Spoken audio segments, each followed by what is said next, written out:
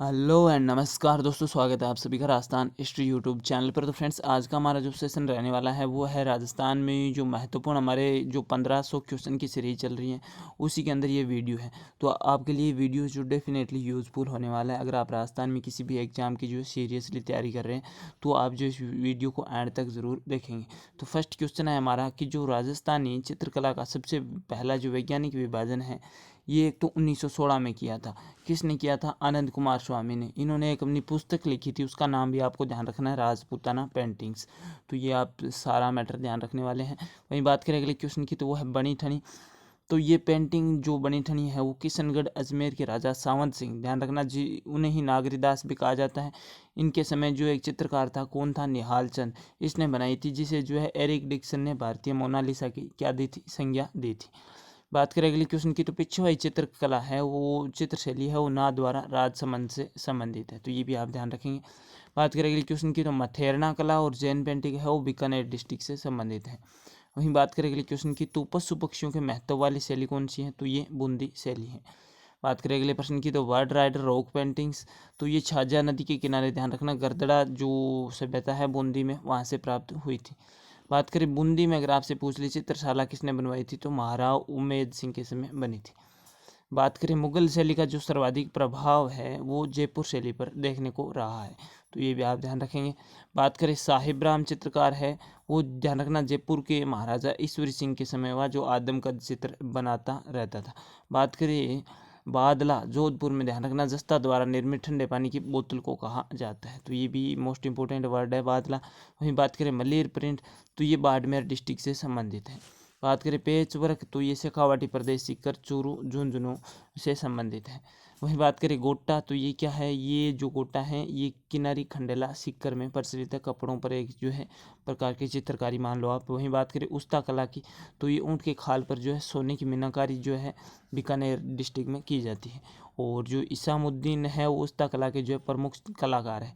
आपसे जो ऑप्शन में ये भी दे सकते हैं, इसका नाम भी जो है इसामुद्दीन, और क्वेश्चन में पूछ सकते हैं कि जो इसामुद्दीन है वो किस जो है मतलब कला से संबंधित है। तो आपका आंसर रहने वाला है उस्ता कला। वहीं बात करें थेवा कला, तो ये जो है कांच पर, ध्यान रखना, सोने की मीनाकारी होती है प्रतापगढ़ चित्तौड़गढ़ में। वहीं बात करें जो नथमल सोनी है वो जो है थेवा कला के प्रसिद्ध कलाकार है। बात करें काष्ठ कला के लिए तो प्रसिद्ध है वो बस्सी गांव चित्तौड़गढ़ है, ये भी आप ध्यान रखेंगे। वहीं बात करें कोफ्तगिरी फौलाद, तो ध्यान रखना ये फौलाद की जो है बनी वस्तुओं पर जो है महीन तारों की जड़ाई होती है जयपुर और अलवर में, तो इसे जो कोफ्तगिरी कहा जाता है। बात करें मेवाड़ चित्रशैली में किस रंग की प्रधानता रही है? तो ये लाल रंग की। बात करें अगली क्वेश्चन की तो तस्वीरारों कारखानों, तो ये जयपुर में, ध्यान रखना, जगत सिंह के समय जो है स्थापित कला विद्यालय था। वहीं बात करें मेवाड़ चित्रशैली का स्वर्णयुग, तो अमर सिंह फर्स्ट का काल माना जाता है। बात करें अगले क्वेश्चन की तो शिकार शैली, तो ये कोटा शैली से संबंधित है। बात करें कुप्पी, तो ये ऊँट की खाल से बना जो है जलपात्र होता है बीकानेर डिस्ट्रिक्ट में, जिसे कुप्पी कहा जाता है। बात करें भीलों की बोली कौन सी होती है? तो बागड़ी होती है। मेवाती बोली, तो ये अलवर में बोली जाती है, तो ये भी आप ध्यान रखेंगे। सारे क्वेश्चन फ्रेंड्स एक लेवल के हैं। बात करें मालवी बोली, तो ये झालावाड़, प्रतापगढ़ और चित्तौड़गढ़ में काफ़ी प्रचलित है। वहीं बात करें सिपाही बोली, तो ये शाहपुरा और भीलवाड़ा में बोली जाती है। बात करें सबसे अधिक क्षेत्र में बोली जाने वाली बोली कौन सी है? तो ये मारवाड़ी बोली है। वहीं बात करें अगले क्वेश्चन की तो हाँ चांद मेरा, तो ये एक रचना है किसकी? हरिराम मीणा की रचना है। वहीं बात करें रूपायन संस्थान बोरुंदा, तो ये जोधपुर में 1960 ईस्वी में विजयदान देता और कोमल कोठारी ने इनकी स्थापना की थी। बात करें अगले क्वेश्चन की तो शिव पार्वती का वाद्य यंत्र कौन सा है? तो मांदल है। तार वाले वाद्य यंत्र क्या कहलाते हैं? तो तत्ववाद्य कहलाते हैं। वहीं अगर आपसे पूछ ले फूंक वाले वाद्य, तो ये सुशीर वाद्य यंत्र कहलाते हैं। वहीं बात करें चोट या आघात वाले वाद्य हैं वो घन वाद्य यंत्र कहलाते हैं, और चमड़े से मंडे हुए जो ताल वाद्य यंत्र होते हैं वो अवनद वाद्य की श्रेणी में आते हैं।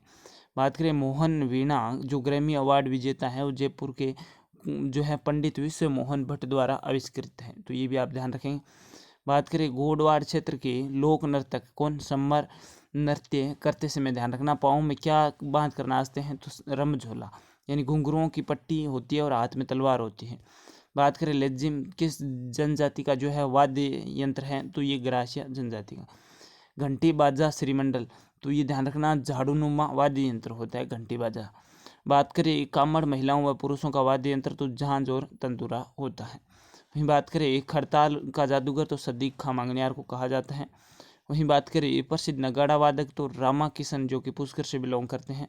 वहीं अगले क्वेश्चन की बात करें सबसे बड़ा लोक वाद्य यंत्र तो बम्ब या टामक होता है। वहीं बात करें वालर नृत्य तो ये सिरोही डिस्ट्रिक्ट में किया जाता है। वहीं अगर आपसे ढोल नृत्य पूछ ले तो वो जालौर में होता है और गैर नृत्य मेवाड़ और बाड़मेर में होता है। डांडिया नृत्य वो जोधपुर में और गिद्दड़ नृत्य है वो सीकर में होता है। आगे ये पूछ रहा है पट्टुओं की, नथमल की और सालिम सिंह की जो हवेलियाँ कहाँ हैं तो जैसलमेर में। ध्यान रखेंगे आप। रामपुरा और बछवातों की हवेली तो ये बीकानेर डिस्ट्रिक्ट में है। बात करें अगले क्वेश्चन की तो बागौर की हवेली तो ये उदयपुर में और सुनहरी कोठी है वो टोंक में है। ध्यान रखेंगे आप। और यहीं पर जो है बकरे की वो बलि दी जाती थी।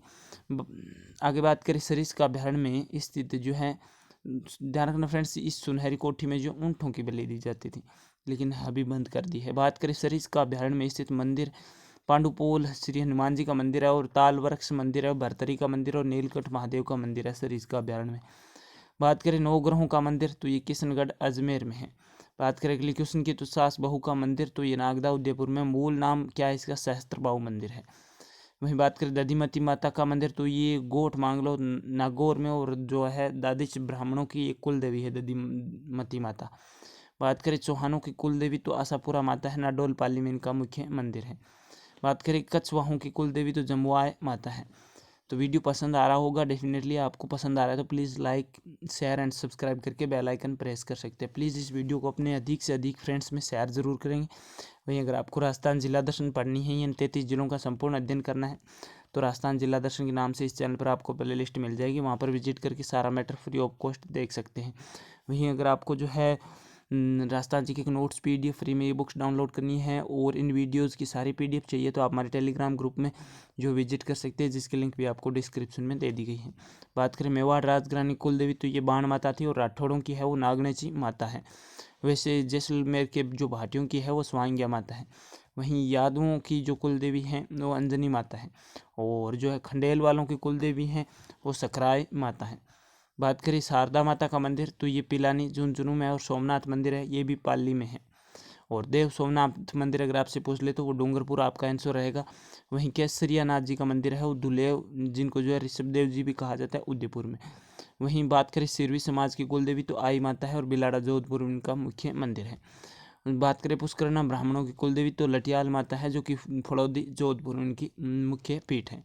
ओस वालों की कुल देवी की बात करें सच्चाई माता है और ओसिया जोधपुर उनका मुख्य मंदिर है। बात करें टोड ने ताजमहल के बाद दूसरा प्रमुख भवन किसे बताया तो दिलवाड़ा माउंट आबू के जो मंदिर हैं विमल शाही मंदिर इसको बताया है।